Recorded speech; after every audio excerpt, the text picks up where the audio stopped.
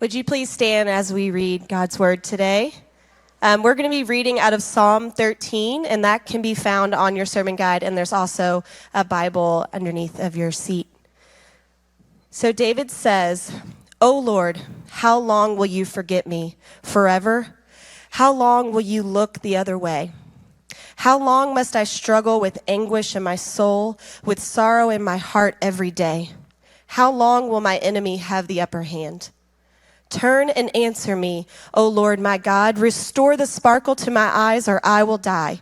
Don't let my enemies gloat, saying, 'We have defeated him.'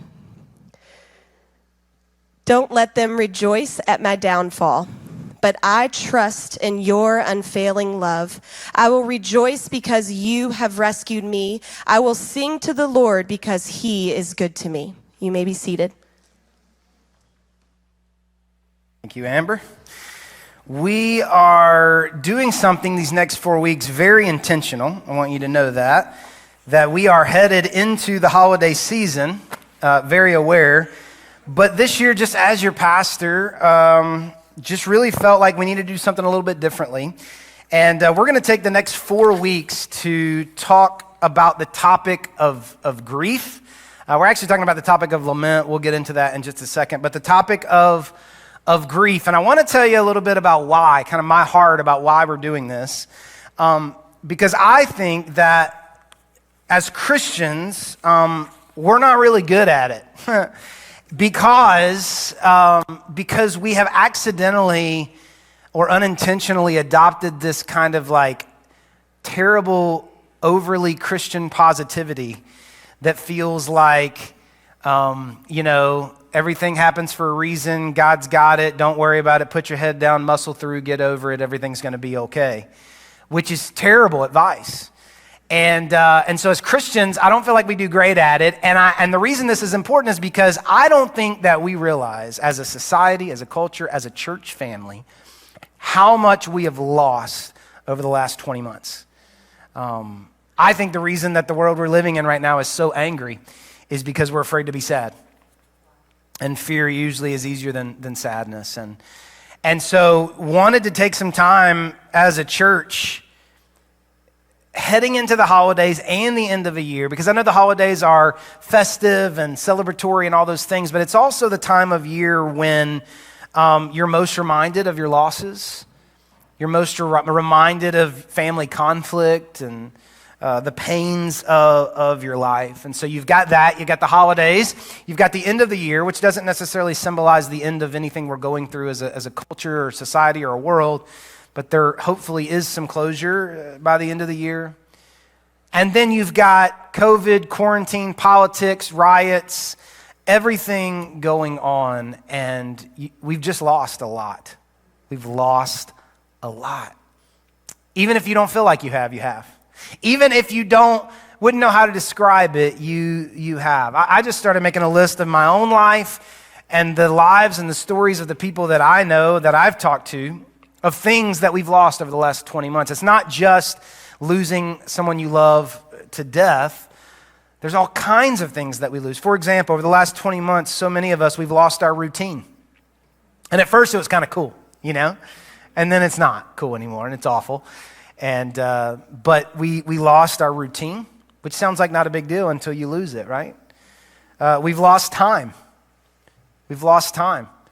Certain things that are important in life, time periods. Maybe you have a student who is finishing a grade, or had a senior prom, or a sports season, or maybe you had an anniversary, or something that you couldn't celebrate, and you lost that period of time. Or we've lost security and certainty, which is a big deal for sure. We crave it as human beings. It's one of our deepest desires, is certainty and security. We've lost people we love. Even this week, yesterday, I got a text from somebody about a friend that I lost to COVID. We've lost dreams, things that were headed in a certain direction positively, crashed and burned. Some of us have lost faith in authority. Some of us have lost businesses, ways of life. These are all very substantial losses. Psychology would tell you that 6 months after you deal with these, moving where you live or losing someone you love or divorce or changing jobs, or psychology would tell you 6 months, if you haven't dealt with those, they begin to flare up in your life in significant ways. And most of the time, we're not sure why we feel the way we feel or we're doing the things that we're doing, and we don't realize that it's because we have not dealt with the things that are happening inside of us. And it's not just individually. I mean, as a church, we've lost. Over these last 20 months, we've closed our Shepherdsville campus that we had. Some of you are part of that. We closed the coffee shop that we had in Shepherdsville, Shiloh's. We closed that. We've lost church members, good and bad, positively and negatively. We've lost people who are part of our church family, and that's significant. And I'm not saying that like no one else is talking about it. I get nervous when preachers are preaching something that no one else is preaching. That's very nerve-wracking. But I can say from my church experience and I can't really remember many times when we would get up as a church or the pastor would get up or as a family, we'd get together and we'd talk about what we've lost without kind of like adding on this positivity of what's coming and it's going to be better and it's even better and it's a season, it's revival, it's breakthrough, it's the next level. I grew up in those kind of churches, and instead of just saying, you know what, there's got to be a time to mourn. There's got to be a time to grieve. There's got to be a time to lament. And that's what we want to do. We're calling this Dark Clouds, Deep Mercy. We stole the title from a book called Dark Clouds, Deep Mercy. This book started floating around our staff earlier this year. And we like to pass around books, and this one kept making the cut. And so I would highly encourage you to read this book. We're going to talk the next 4 weeks about some things in this book, but we're not going to get to all of it. And we actually ordered 20 books. Joe just told me we've got about 12 or 13 left out there for $15. We're just recouping the cost. We ordered them off Amazon. If you want to order it off Amazon, you can do that. But they're out at the Connection Center. You can grab those. The team out there would love to help you with that, okay? Now, I want to also admit here towards the beginning that this is a personal series for me as well, because I would have to admit to you that for the first 37 years of my life, I feel like I probably would have been the least qualified person in the world to preach on this. Now, I could have preached on it, and I'd have given you, three tips and tricks to grieve better, but I would have missed the point. And over the last year, personally, the things that I've gone through have answered prayers for me, prayers that I wish I would have never prayed. You ever had that happen? I have journals on bookshelves in my room by my rocking chair for the last 7 or 8 years, and if you flip through the pages of those prayer journals, you would find over and over and over again that I begged God to soften my heart and to help me to be able to cry. Because for 19 years, I didn't cry. I cried at my rehearsal dinner, not because I was getting married. That's not why I was crying. It wasn't a negative thing. But I cried at my rehearsal dinner, and then I didn't cry again until earlier this year. My mom had cancer and died, didn't cry. Babies being born, didn't cry. Pain, pastoring people, joy, positively, negatively, didn't cry. And it wasn't because I didn't want to. I just didn't have this emotional capacity. I don't know. I mean, I could give you lots of explanations, but I didn't. And I would beg God, God, soften my heart. Not only as just a human being do I feel like that would probably be a nice thing to have, but as a pastor, and I think, God, I don't want to be so hard-hearted. I don't want to be so robotic. I don't want to be incapable of understanding these types of things. And boy, did he answer that prayer this year. Now I'm crying at insurance commercials. I'm just a sobbing mess about so much stuff. But I think what happened to me, and maybe you can relate to this, is I convinced myself that I was not a very emotional person. That I described emotion, or I kind of assumed that emotion was demonstrative only, and that there were really emotional people, and then there were people who are not very emotional, and I was in the category of people who were not emotional. Maybe you think you're in that category too. You're wrong, but you think you're in that category, and I get it. And my catalog of vocabulary for emotions was really 2 words. I was either fine or I was frustrated. Really 3 words, funny. 3 F's. Like if something awesome happened, like, that's kind of funny. That was it. I was either fine, frustrated, or that was kind of funny. And I incorrectly assumed that what I had was emotional stability. But that's not emotional stability. That's emotional ineptitude. Stability is actually having lots of emotions and being able to somewhat, have a stability in all those emotions. Not feeling emotions or being able to explain what you're feeling is not emotional stability. But I prided myself on my emotional stability. But God has a way of bringing enough pain into your life to teach you and to shape you and to form you into the person that he wants you to be. Wow. The blessing of pain. The awful, awful blessing of pain. And for me, over these last 20 months, but especially this year, this has been the hardest year of my life. Not even close. Not even close. Some of the lowest lows I've ever experienced in my life. The biggest fears I've ever experienced in my life. There was one Sunday, probably the lowest Sunday for me, where I was driving to church and just sobbing in my car. And I was on a FaceTime with a few friends of mine who were pastors, and they were praying for me to help me get through the day. And I remember I came into church, and the band was practicing, and I went to the office, and I just sat there, and I cried, and I cried, and I cried, and I cried, convinced that I would not be able to step up here and be able to preach that Sunday. The leaders, elders came, and they prayed for me, and I did.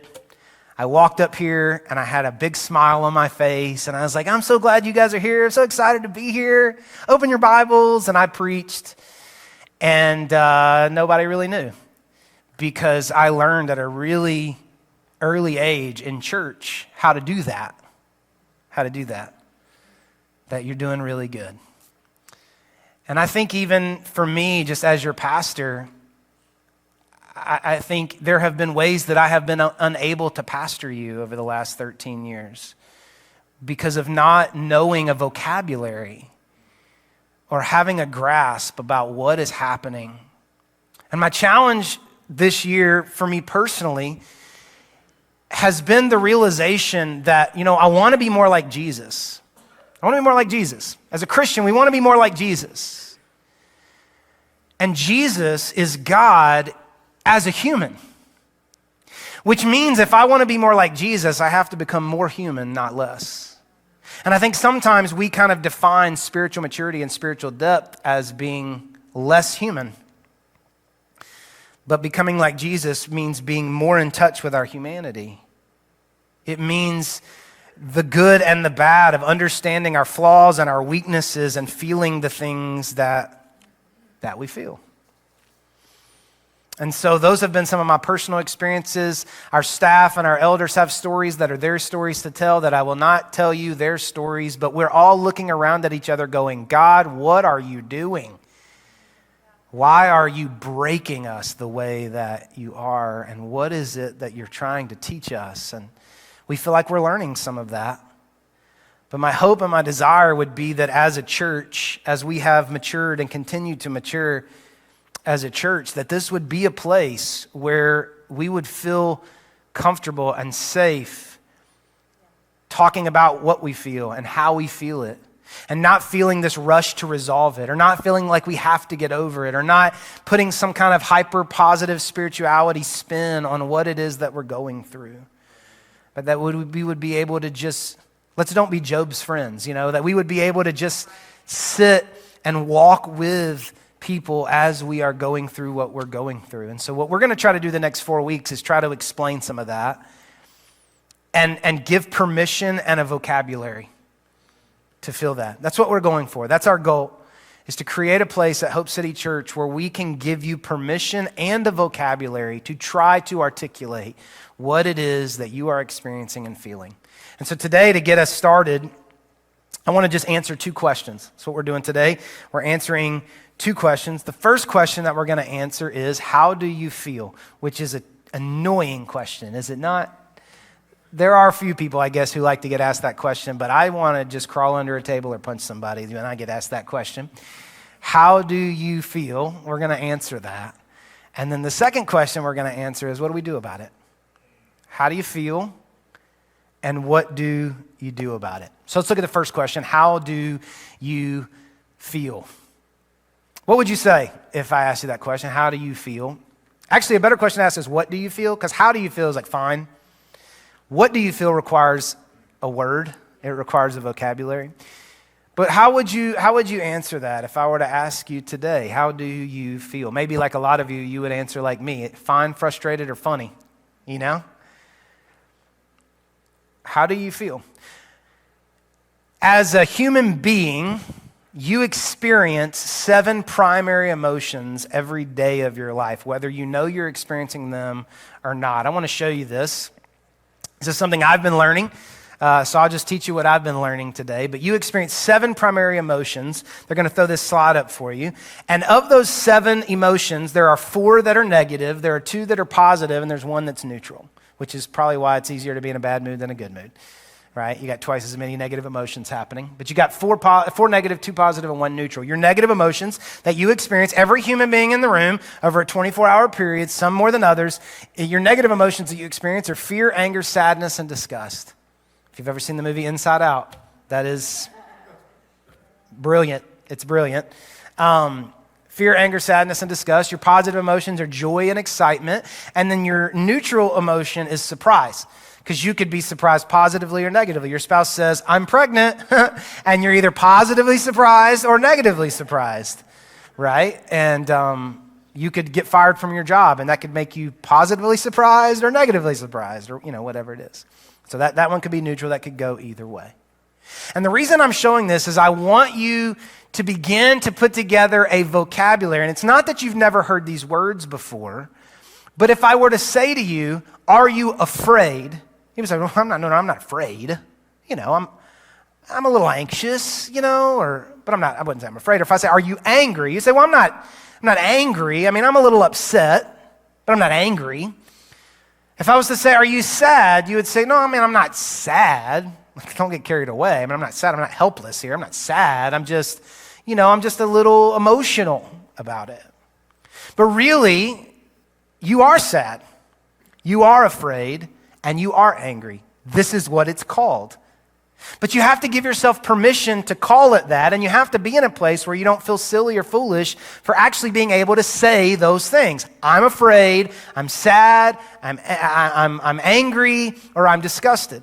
And so beside those words, I've given you some other words, because I think sometimes if you didn't grow up in a very emotional environment, you don't want to own those things because it makes you feel out of control or whatever it is. And so I've put some other words beside it that describe what you're feeling when you are feeling fear. When you're feeling fear, what you're feeling is uncertainty. Fear is uncertainty. And so if there's anything in your life that feels uncertain, you are feeling fear. Anger is anything in your life that feels not fair. It feels unfair. So if you're experiencing anything in your life, I don't care how silly it sounds to anybody else, if you feel like it's unfair, then you are experiencing anger. Now, you may not be acting out or being demonstrative about that anger or rage, but you are angry. If there is something in your life that feels like loss, if you've lost something, you are experiencing sadness. Maybe that makes you feel too weak or too vulnerable to say you're experiencing sadness, but if you've lost it, then and you are recognizing that you've lost it, you're experiencing sadness. And then disgust is just immediate dislike. That you wouldn't say I'm disgusted. I don't prefer it, but I'm not disgusted. But there's this immediate dislike. And so these words really begin to help you to own what it is that you're feeling, even though you would not want to use the primary emotional words. But you would say all the time, there are things in my life that make me feel uncertain. It could be as simple as thinking I'm going to run out of gas before I get to my next place. Or it could be as heavy as I'm going to die before the end of this time period because I have cancer. You could feel angry about your kid not getting enough playing time, or you could feel angry about racism and slavery. You could feel sad about the loss of someone that you love who died, and you could feel sad about the loss of, I was going to say your keys, but that would probably be more anger. But you could feel loss about, sadness about losing an activity or losing an opportunity. It doesn't matter the scale or if anybody else thinks that it's not valid. If you feel uncertain or loss or injustice in your life, you are experiencing these primary emotions of anger, sadness, and fear. And so I'd like for us to just take a moment to do a little exercise. If you have a pen or a piece of paper, maybe you want to get the Notes app out on your phone. I would love for you to participate in this, but I'm going to ask you a question, and I'm going to want you to give an answer to yourself, not to me. Don't say it out loud, but I want you to give an answer, okay? I'll give you a second to get that. Okay. I'm going to ask you 3 questions, just to give yourself some room wherever you're doing this, okay? First question is this. Right now, in this moment, without overthinking and just instinctually responding, right now, what are you angry about? What are you angry about? What feels unfair in your life right now? There's no wrong answer. Don't overthink it. What is a wrong that needs to be righted? What is not fair in your life? What are you angry about?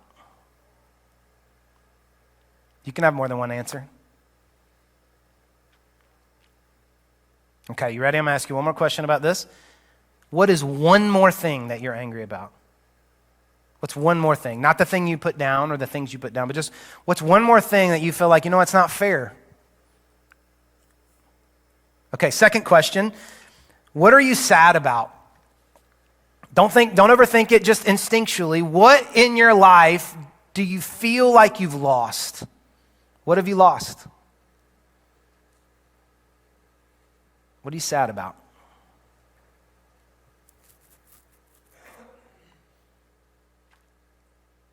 All right, let me ask you this. What's one more thing you're sad about? Not what you just said, which is fine, but what's one more thing that you're sad about? What's one more thing you feel like you've lost? Third question. What are you anxious about? What in your life feels uncertain? Don't overthink it, just react. What in your life right now feels uncertain and you're just not sure? What are you anxious about? Fearful.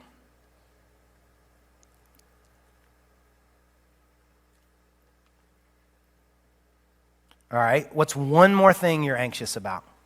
That feels uncertain in your life? Okay, got it? Let me tell you what you just did. You just told yourself the truth. Those things have been inside of you for however long they've been inside of you. You may be angry about the fact that your dad didn't buy you a bike 40 years ago. But if that's what came to mind when I said, what are you angry about? It's in there. It's in there. And whatever you just wrote down or whatever you just typed in your phone, all you did was be honest with yourself about what you're feeling. God already knew you were feeling it, and you were already feeling it, whether you knew you were feeling it or not. You just got a vocabulary and permission to be honest with yourself. Alex McLaren said, a thought, be it good or bad, can be dealt with when it is made articulate. A thought, good or bad, can be dealt with when it is made articulate. But you cannot do anything about emotions and feelings and thoughts that you have that you don't know you have or that you won't admit that you have.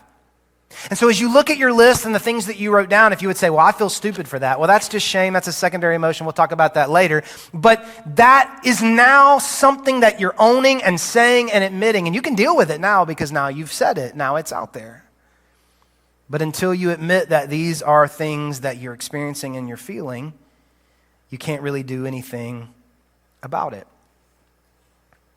Jesus, our model, our example, experienced all kinds of emotions. That's what makes him our Savior worth following, is that he was sinless, but he was not robotic. He wasn't emotionless.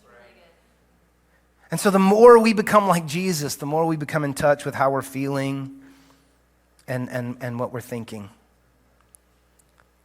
I would encourage you to begin to do this activity as often as you can, maybe not every day, but I would encourage you to begin to do this activity often. What am I angry about? What feels unfair? I actually don't even ask myself anger anymore. I just say, what feels unfair? what feels like a loss, what feels uncertain. Because this allows me to really be honest about what I'm feeling without some of those big words that feel a little bit too big or make me ashamed for feeling the way that I feel. Now, the reason that we took all of that time to do that on this first week is because from this point moving forward, the rest of this message and the 3 weeks to come, we are going to talk about what to do with those feelings. But it won't do you any good unless you begin to cultivate a recognition, an awareness, and a vocabulary for what it is that you are feeling. And so I felt it necessary to take that time to answer that question, how are you feeling, and show you just a small little exercise that you can do. But the next question is, what do we do about it? Thank you, Jason, for bringing up memories of my childhood that make me mad. But what do I do about it? You just opened the closet door. Thank you for that. What do I do about it? Well, that's what we're going to finish talking about today and get into over the next few weeks. But I would say, to answer that question, I would say we do two things. Number one, we feel it. What do we do with what we feel? We feel it. And then secondly, what do? We talk to God about it. We talk to God about it. This is where lament comes in. Lament, the word lament, L-A-M-E-N-T, the word lament is the way that people of faith grieve. Now, grief is not synonymous with Christianity. You don't have to be a Christian to grieve. Anybody could and should grieve. Grief is just experiencing deep sorrow. But lament is specific to people of faith because lament is grief with faith. Wow. Grief with faith. Grief, anybody can grieve. Only people of faith. Only Christians, only believers can lament. Because lament is deep sorrow and deep faith in God. That God is good and life is hard. Wow.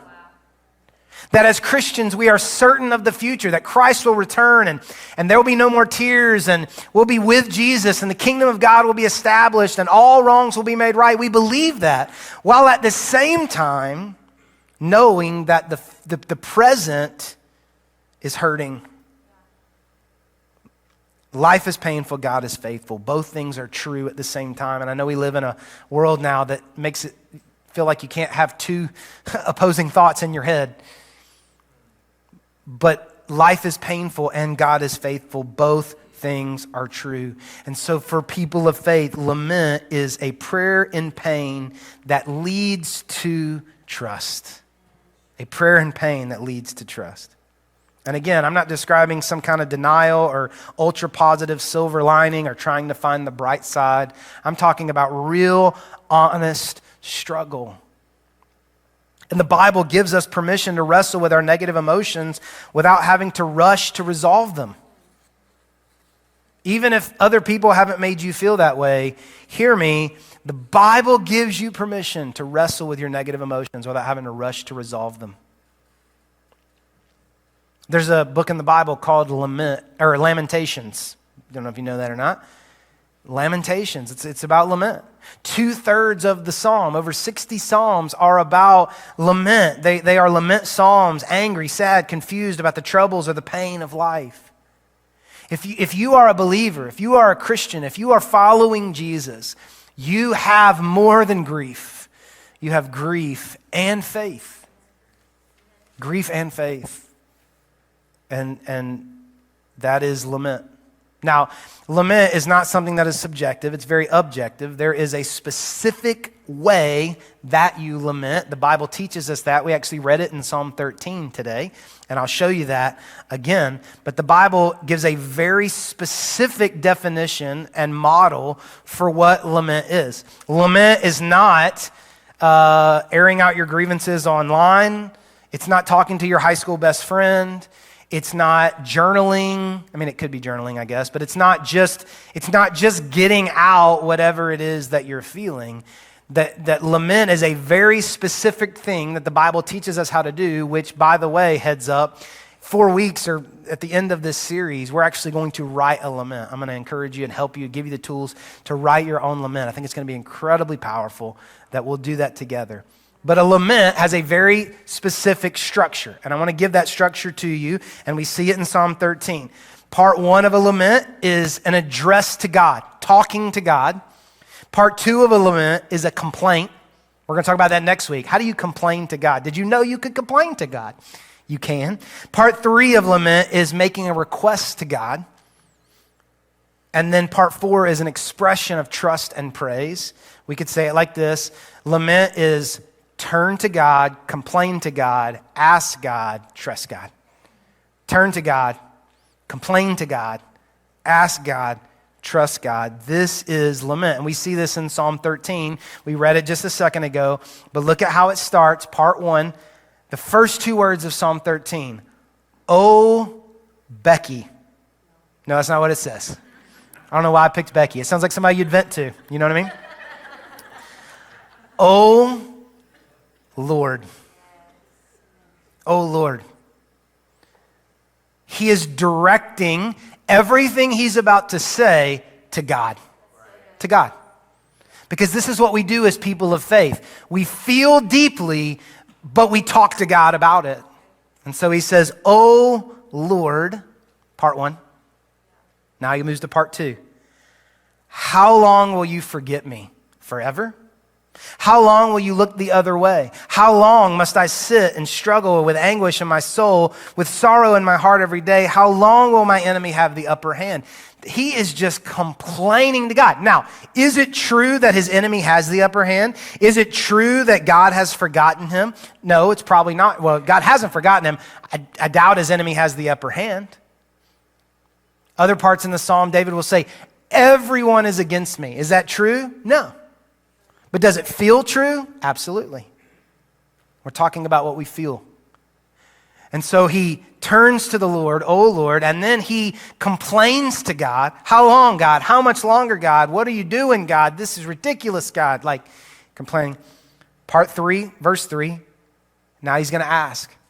Turn and answer me, O Lord my God. Restore the sparkle to my eye or I will die. Don't let my enemies gloat, saying, we have defeated him. Don't let them rejoice at my downfall.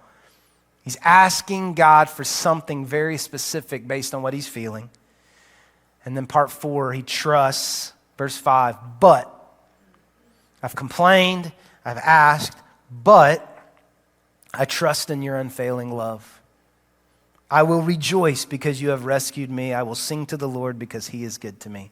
These 6 verses give us the structure, the roadmap for how to lament. And this is what we're going to do together. I'm going to encourage you to do by the end of this series together, is to sit down with a pen and a piece of paper and to turn to God, complain to God, ask God, and trust God. The same way that we see in Psalm 13. And so part 1 of this process is turning to God. Now, I am not saying that you have to feel close to God. If what you have experienced in your life is causing you to feel a million miles from God, this is a season of your life where you are very much like Jesus, because Jesus on the cross said to God, God, oh God, talking to God, why have you forsaken me? And so if you are in a season of your life where you feel as if you are a million miles from God, that's okay. Jesus felt that way too. The question is, what direction are you facing? You can be a million miles away, but are you facing the direction that you walk away? Are you facing the direction towards God that pulls you in? So I'm not saying that you have to feel close to God. I am asking you, what direction are you facing? I love the way Tim Keller says it. Tim Keller says, imagine your soul as a boat on a pond. And he says, like, how would you describe your spiritual situation? Is there wind in your sails? Are you flying and gliding because the Spirit of God, the presence of God is the wind in your sails and everything's going great? Fantastic. Is there no wind in your sails and you feel stagnant, you feel stuck, you're just sitting still, not going anywhere? That's okay too. Are you sinking? Are you taking on water? That's okay too. The question is, are you rowing? And when wind is blowing in your sails, you don't really feel like you have to row. But when you feel stuck or you feel like you're sinking or whatever it is, are you rowing? The rowing that he's describing there is this effort in us to turn towards God. I don't have answers. Mostly questions and a lot of feelings. But I'm not giving up, and I'm not turning away. I'm turning towards God. And so how do we talk to God when we don't know what to say? I'm going to give you 2 ways, and then we're going to pray together as we start this journey. How do we talk to God as we're trying to process all of this? First, we talk to God honestly. Secondly, we talk to God humbly. First, we talk to God honestly. God can handle anything you need to say, however you need to say it, with whatever vocabulary you need to use. He already knows that you feel it. He already knows that you think it. And if there has been this idea in your mind that God can't handle it, that's not God. That's not God. And so we just want to be honest about how we feel. I've said this story before, but several years ago, a family in our church called me and said, hey, we need you to go to the hospital with us. We have to tell this extended family member, a more elderly lady who has been in the hospital for almost 2 months, and she's probably going to die. We have to tell her that last night her son died in a motorcycle accident, and we would like for you to go with us. So I said, okay. And we went to the hospital, and we walked into the room, and I'm standing in the corner, I don't even, I'm here because you asked me to be here, but my goodness, what a moment. So the doctor's in there, and they're ready to sedate her and have to strap her down, and she loses it. They tell her, last night your son died in a motorcycle accident. And she becomes enraged, and they have to tie her down, and she's screaming and kicking and yelling and cursing at God. I hate you, God. How could this? And the guy said, our pastor's here. He wants to encourage you. And they just kind of split, and I'm standing there. I didn't know what to say, and she said, I don't want to talk to you. I don't care what you have to say. I hate God, that God would do this. All I really knew to say in that moment, I just said to her, I said, that's okay. Just tell him. Just tell him that. It doesn't matter what you say, just talk to him. Don't stop talking to him. And tonight, when everybody leaves and you're in here by yourself and you are so angry at God, just tell him. Whatever you want to say, just don't stop talking to him. It's the same thing I would tell you. Whatever it is that you're feeling, whatever it is that you have inside of you that you would really love to say to God, you just didn't think you were allowed to, I'm letting you know you can. He's waiting to hear it from you. So we just want to be honest, but then the second thing is we want to be humble. We pray humbly. And this is a little more challenging maybe than the honest part, because the humble part comes into play that we are coming to God hurt and beaten and confused, but we are not coming to God angry or entitled, because our trust is in God. So we're not coming to God and say, God, I know better. We're not coming to God and saying, God, that you did me wrong, because we're not God. Our trust is still in God.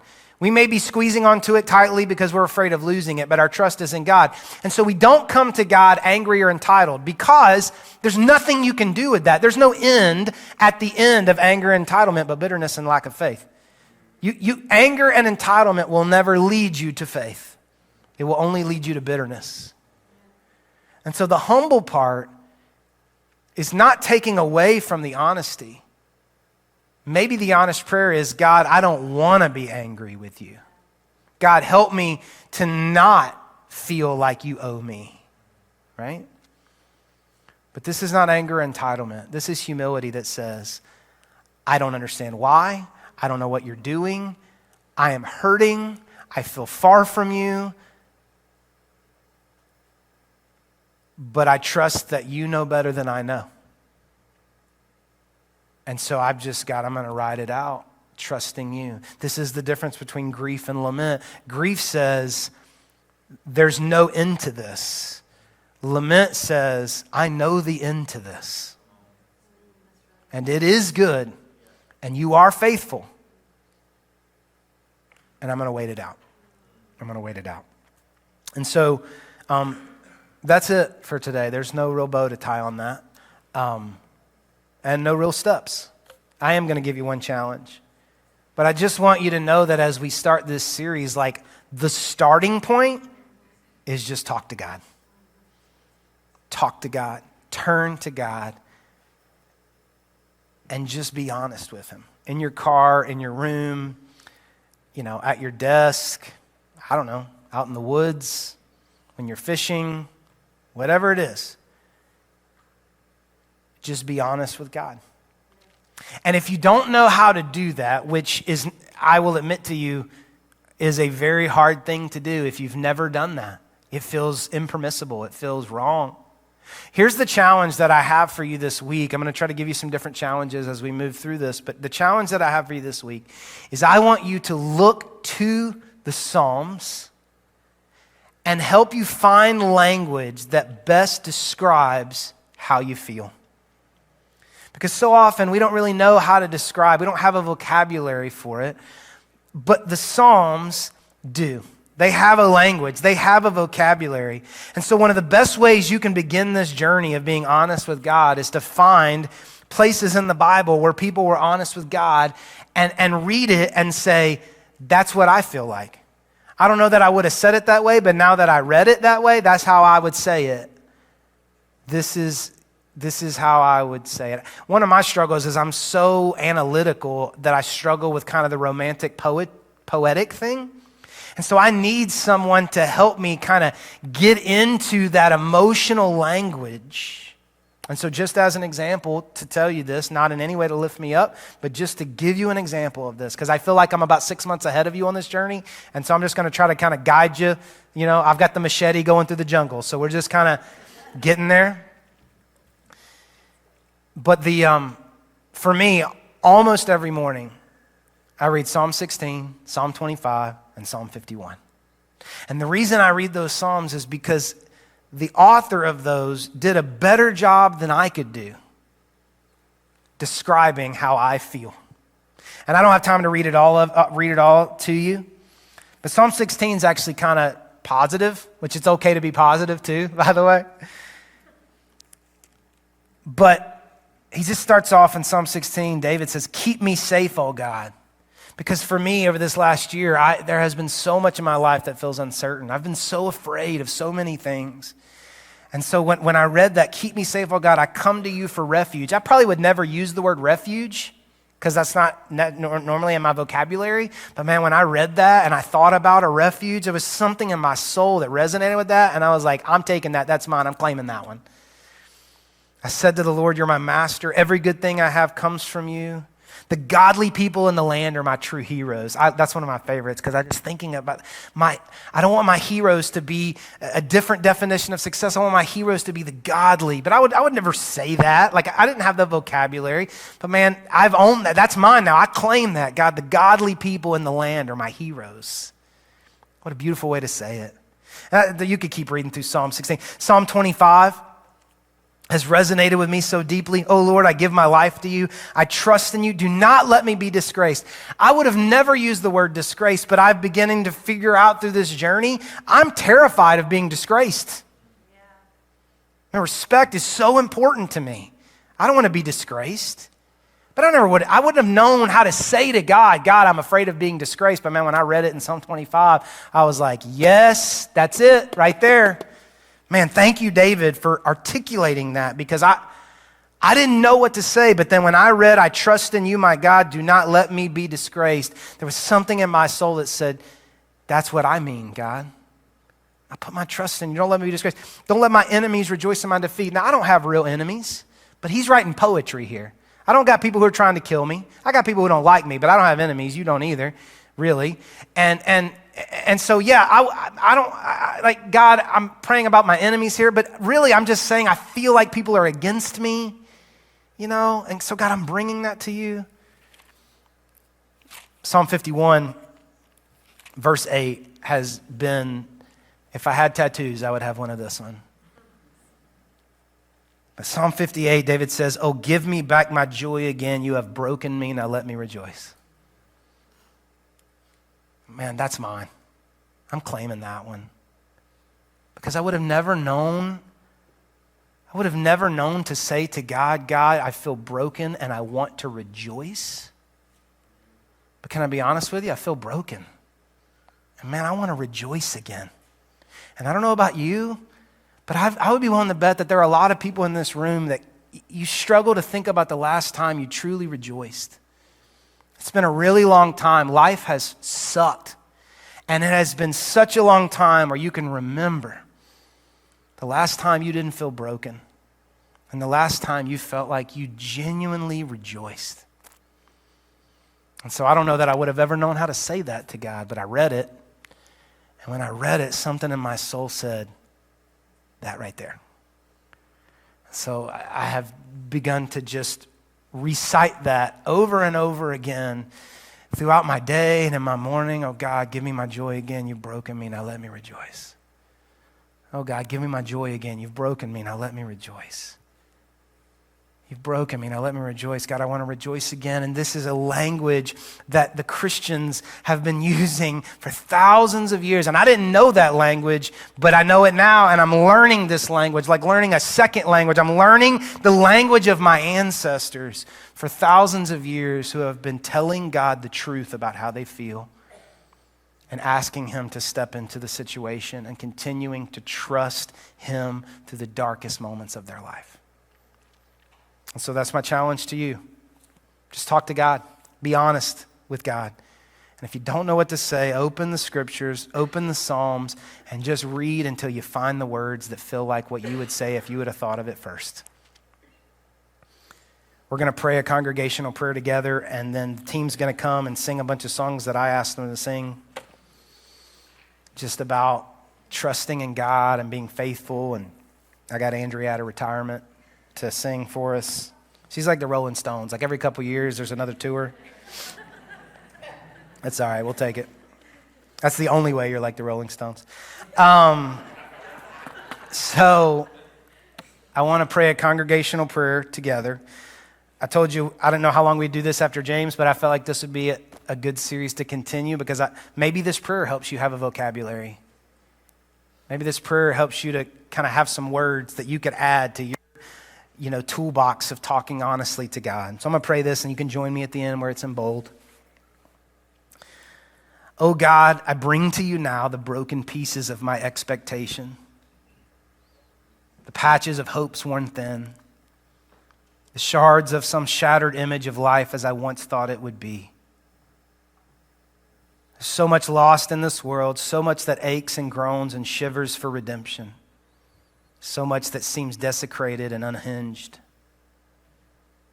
We grieve what we cannot heal, O Lord, having made uneasy peace with our pain just to keep our disappointment half confined. How long until these hurts are healed and these griefs are gone? But Lord, you wept. You wept at Lazarus' tomb. You grieved for Jerusalem and felt deep anguish in the garden. If you felt the grief of living in this broken world, God, how can we not grieve too? We weep, O Lord, for the things we've lost, and yet there is somewhere in our tears a hope still kept.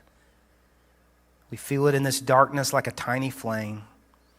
You are sovereign even over my sorrow, and you are the king of my collapse. Will you join me? Help me now to rest on your strong shoulder. I long for answers, but I will settle for the peace of your presence. Amen.